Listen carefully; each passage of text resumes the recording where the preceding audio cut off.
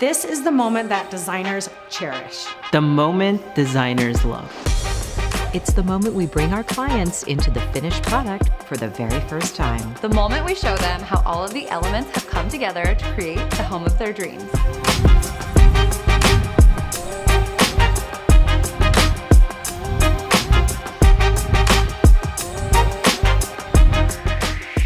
This is the reveal.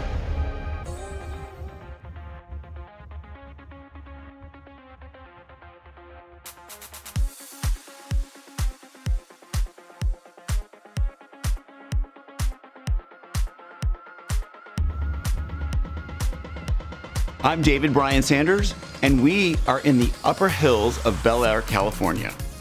I'm going to take you on a journey through one of my most magical spaces that I've ever had the privilege of designing, renovating, and furnishing. The house was originally built in 1957. My clients decided that they were looking to downsize because they no longer had kids at home. It was a special property, it had great bones, and I knew that collectively we had the vision to bring their dreams to life. Right now, I'm gonna take you on a journey that is a feast for the eye. Follow me. Welcome to Linda Flora.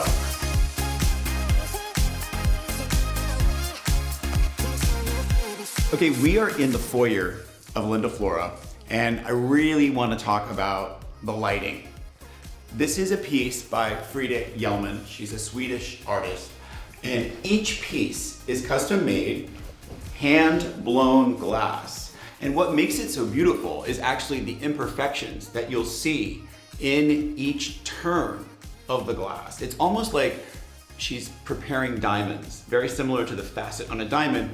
Additionally, I chose a wallpaper covering that is blacks, creams, and whites. And originally, the design was already existing in this particular artist line. But what wasn't existing was the color pattern. And today, she has gone on to make this, which was a custom print, it's a regular feature in her line. The other item I want to talk about is the volume of the original post-in beams. These are from 1957, and I did not touch it because I really wanted to maintain the integrity of the architecture in this space. So I'm gonna actually now take you guys into the primary living room, and I'm gonna show you how we kept the conversation going of the black and white theme. Follow me.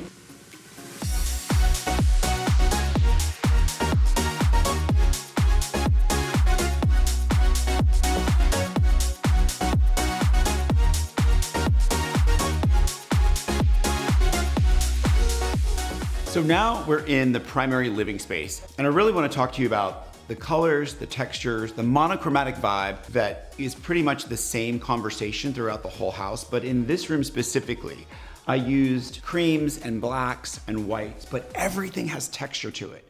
I used an oatmeal boucle on these great brown swivel chairs. I used a cream ultra suede, which is also a contract fabric, so that if anything spills on it, wine, grape juice, jelly, it rolls right off. We have durability. Durability in our fabrics, durability in our finishes, durability in our paints, everything from lighting to fabrics to textiles. Everything that we chose for this home is durable because they have dogs. I also want to talk about the coffee table here. This was a vision I had that was originally a dining room table, and I thought to my client, why don't we make this a cocktail table? Going back to the point I made earlier, everything is texturized, everything has movement, but it's also monochromatic and subtle so that it speaks to what is going on not only in the room that we're in now, but it speaks to all the other rooms in the house, similar to the light that we just saw in the foyer. The other secret in this room is that fireplace. That is a solid piece of Nero Marquina. The special aspect of this fireplace is that it's one piece of marble. It is not cut anywhere, there are no seams. It took a crew of 12 people to get that piece installed correctly and properly. So another great factor about this room, which adds warmth and depth and it's very inviting, is that I did a herringbone white oak floor. Again, herringbone, white oak, super common right now, especially in new builds and remodels, but this is an antique version of that, so it doesn't look brand new. It was already put in worn. There's a wash over it, almost like a pickled wash, which gives it not only an interesting texture, pattern, but also design. The floors feel very rigid because of the pattern I chose to use. But then I decided to do a really beautiful, soft, black texture rug on top of the herringbone to, again, add a foundation to the room. That's what we do in design. We start with our foundation and we build upwards. And I think this rug, the black soft textured rug, adds a beautiful foundation to this room. The other piece I want to talk about is the light. This is a piece by Douglas Fanning, who I'm a big fan of. It is modern, yet elegant, timeless, and classic. And that's something you're gonna see throughout each room in the house on the journey that we take you through. So another really great aspect of this family is every single family member is musically inclined. This Steinway has come with the family from every home that they've lived in, starting back in Chappaqua, New York, and now ending up in Bel-Air, California. One of the key components to this room was making sure that I used this Steinway piano as a focal point. And what better opportunity than to play this Steinway with the view behind you. Additionally, I wanted to incorporate a lot of different textures in this room. I used oil paintings. I used olive oil, vintage olive oil containers from Turkey from the 1800s. I found a console table made of old oak that came from a cemetery. I really wanted to try and expand my own horizons by finding materials that weren't local to the environment in which I was currently searching for them, but really wanted to go beyond the box, if you will. So now I'm gonna take you to the piece de resistance, in my view, which is the kitchen.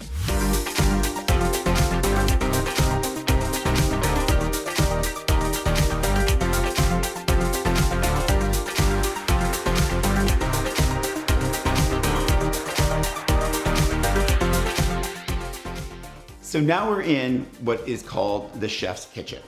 And this is a very special room to me because as a former chef with a culinary background, I was very specific with my architect and builder in laying out the flow of the kitchen. You want to work with the triangle of the kitchen, which means your proximity from your sinks to your stove to your freezer and fridge behind me. But I really want to show you the most beautiful piece in the kitchen, which is this La Cornue range. The client had always wanted a La Cornue. After years and years and years of having wolf ranges and cooking on wolf ranges, even larger ranges than this, we decided that this was the right piece for this space. The other moment I want to talk about is the Nero Marquina. Again, using solid slabs of honed marble throughout the space and all of the spaces in the house adds to the conversation that it's seamless and fluid through every single room. But you'll notice that I paired this beautiful, vibrant stone with a very quiet hood, which I used in a cream plaster, because I didn't want there to be so much heaviness on top as well as the bottom. You need to break up your spaces with the negative and the positive. The other really, really important factor for these clients was making sure that everything was integrated. So in other words, everything has a space. These panels cover the refrigerator and the freezer. The pantries are to the right of the refrigerator and to the left of the freezer, but everything has its space. And even when you open the drawers, I've designed it so that the dishes, the pots, the pans, any tool that she's looking for in this house has a space and she can go right to it and she knows exactly where it is and it goes back. Everything is neat and organized. We don't like a lot of clutter. And therefore, when designing this home, I was very clear in the collaboration and making sure that there was very minimal appliances, almost none on the countertops. So adjacent to the cooktop in another part of the triangle of the kitchen is the wet bar. The wet bar and your wet station plays just an important role in making sure that the symmetry of the kitchen makes sense. But I really want to show this, the Henry faucet from Waterworks. This was a 35-week lead time, but it's definitely one of the most bespoke pieces in the house, and I was adamant about getting this faucet for this kitchen. Another fun fact about my client and dear friend is that she's always had these great Oreo cookie jars. In every house that she's owned, And it's kind of like a welcoming gift, and anybody can come along, open the cookie jar, and take a cookie with them. So what I want to talk about now is the lighting. The lighting in this house originally was super dark. There were no skylights. There was no natural light in this particular room. So I raised the ceiling 2.5 feet to be able to put in the skylights, which was something that was really important to the vibe and to the moment and to what we were trying to create here in the space. In the house, I actually spend a lot of time here when I'm doing work, when I'm reading, when I'm thinking, when I'm trying to, come up with new designs and whatnot, is the banquette. This is the breakfast area, custom table and base, custom banquette, and this is just a really beautiful space, both at sunrise and sunset. And again, going to talk about the lighting because the fluidness and the conversation of the various light fixtures in this house, not only do they speak to each other, but this is a beautiful plaster cone pendant from Rose Uniacke out of London. She's a great, talented designer that I've been enamored with and using her as frequently as I can in all of my projects. Another component to the home is the view. The client's first day, when they saw the property for the first time, opened the doors, and that is the view that they saw. And that is what sold them on the house. The beautiful part of this home is that from every room that faces west, you have this view. And it's just kind of magical out there. Let me show you.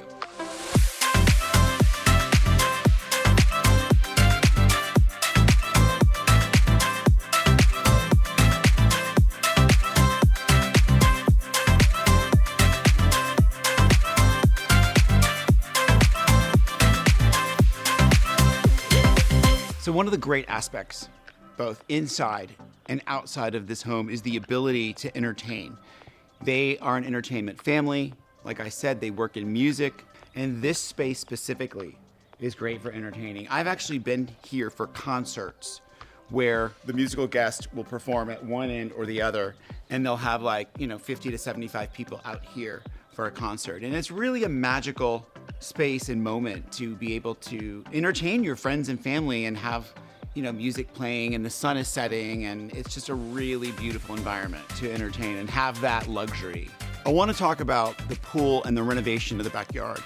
So at the end of the day, we all decided and collaborated that we would keep the shape of the pool, but we took down the aesthetics.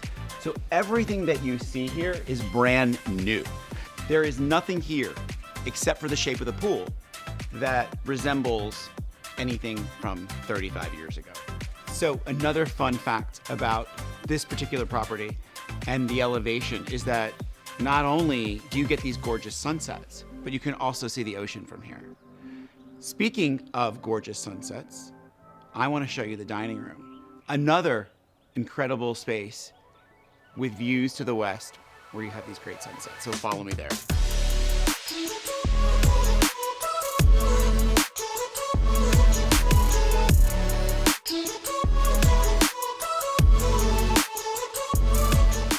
Can you imagine throwing a dinner party at this table in this room underneath that chandelier?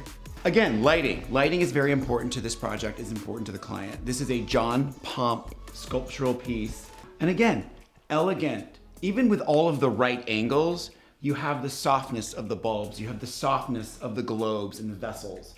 So it's really a beautiful collaboration of angles and textures and lighting. We struggled with a round table, we struggled with a square table. We weren't sure how we were gonna be able to get the most people around the piece that we chose. So at the end of the day, I came up with the idea that we should use an oval table because you can always add more people to the ends of the oval than you could if it was round or square.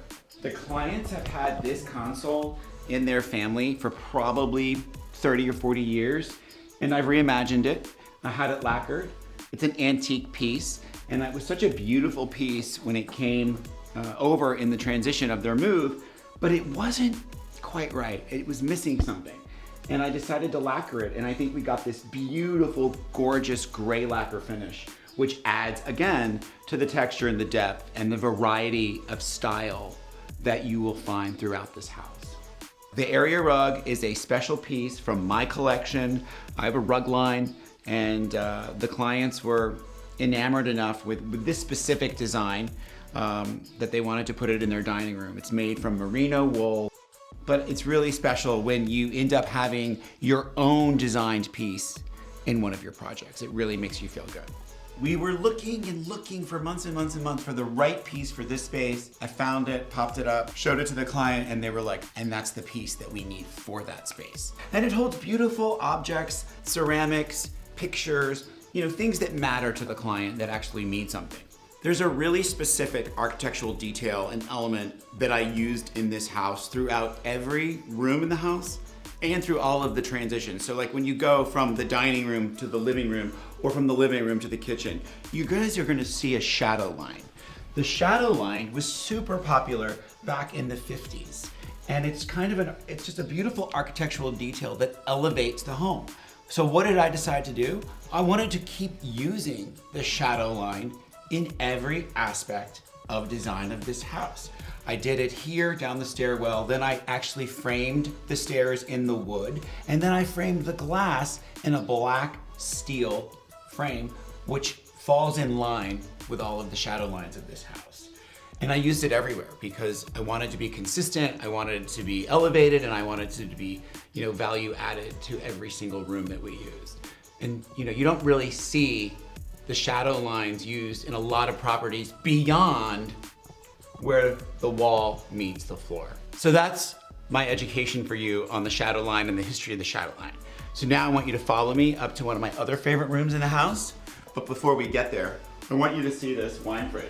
We decided to put the wine fridge super close to the dining room because typically when designers and architects are designing the kitchens, they always put the third column. We refer to this as the third column. They'll do the refrigerator, the wine fridge, and then a freezer. Well, we didn't have the space for all three columns and to use a pantry in the kitchen, so we all decided and collaborated and thought, well, why not put the wine fridge right near the dining table? It's that much closer to your next drink. Follow me upstairs to one of the greatest guest bedrooms you've ever seen.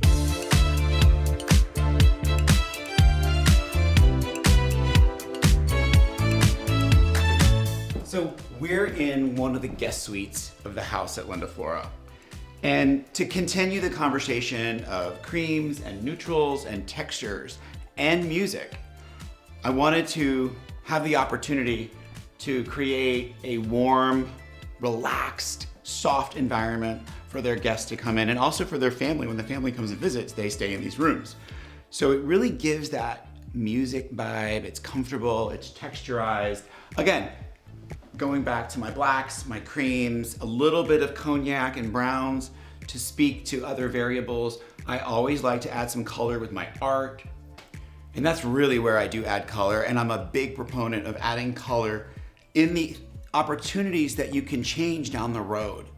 Your foundational pieces, in my view, need to be creams, blacks, muted with texture. And then have fun with your pillows and your art. So behind me is the bathroom to this guest suite. And one of the focal points, which you'll see, is that I kept the original skylights from the 50s, reimagined them, resealed them, ordered new glass, but it really adds such a beautiful dimension to the shower. You get all that natural light and you get all the volume. There's a lot of volume in the shower, which you guys are gonna see. And it really, really came out pretty spectacular. We used an Italian terrazzo throughout, slabs of Italian terrazzo. I used polished nickel. Again, clean yet transitional, but also giving kudos and props to the 50s when the house was originally built by going back to using the terrazzo tile and marble, which I'm a big proponent of. I love to mix my moments in time, if you will. I love to mix like the 50s with the 2000s. I love to mix the 60s with the 80s. I'm a big proponent of mixing times of design, and I think you will be too.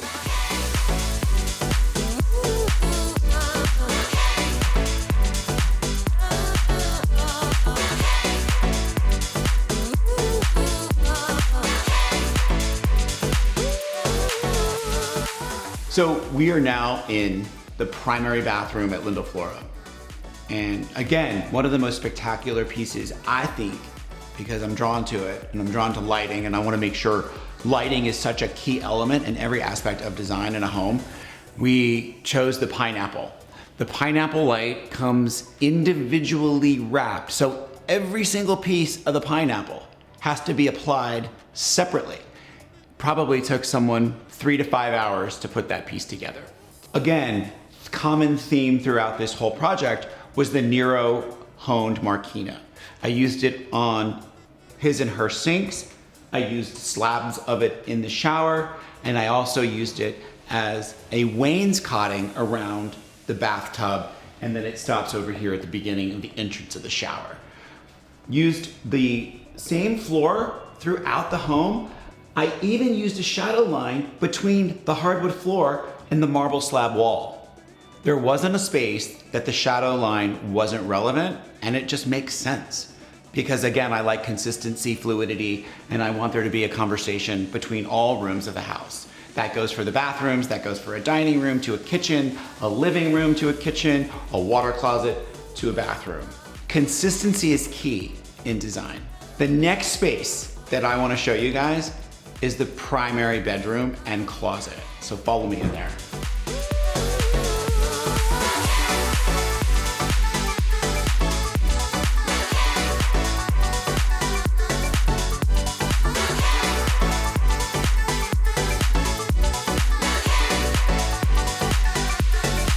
You'll notice the closet, as you come through, is literally a black hole. I designed it with black oak cabinetry, and fortunately for me, these particular clients only wear black. So now we're in the primary suite at this project. And I wanna start talking about literally one of my most favorite pieces, which is this Harlow chandelier by Gabriel Scott. Because this room's ceiling is on an angle, you have to actually design a canopy on an angle to be fitted to the roof that's on an angle. So what you'll notice about this specific piece is that it's actually supposed to be an upside down bouquet of roses. An amazing moment about this room is the view. The view speaks to the tranquility, the water outside. There's no other position for anyone to take when they come in this room but to be calm and collected and tranquil. Another great moment in here is the ebonized oak bed. This is from one of my dearest and nearest friends and colleagues and beautiful furniture makers is Una Milan. So I purchased black linen fabric and had her adhere it to the base of the table and to the top of the table.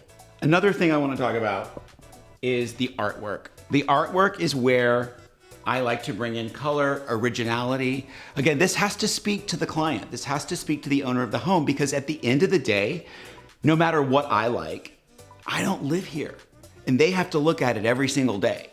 So another great moment in this room is the continued conversation of the Nero Marquina marble, the honed Nero Marquina. And it's just really, really special, and it creates the full height of the room. You really get to see the volume of this piece and its brilliance and its beauty when you don't cut it up into small pieces, and I'm a really big fan of that. I've saved the best for last. I think every home has a hidden gem, and I'm about to take you there right now. And in this house, it's the music room. So follow me there.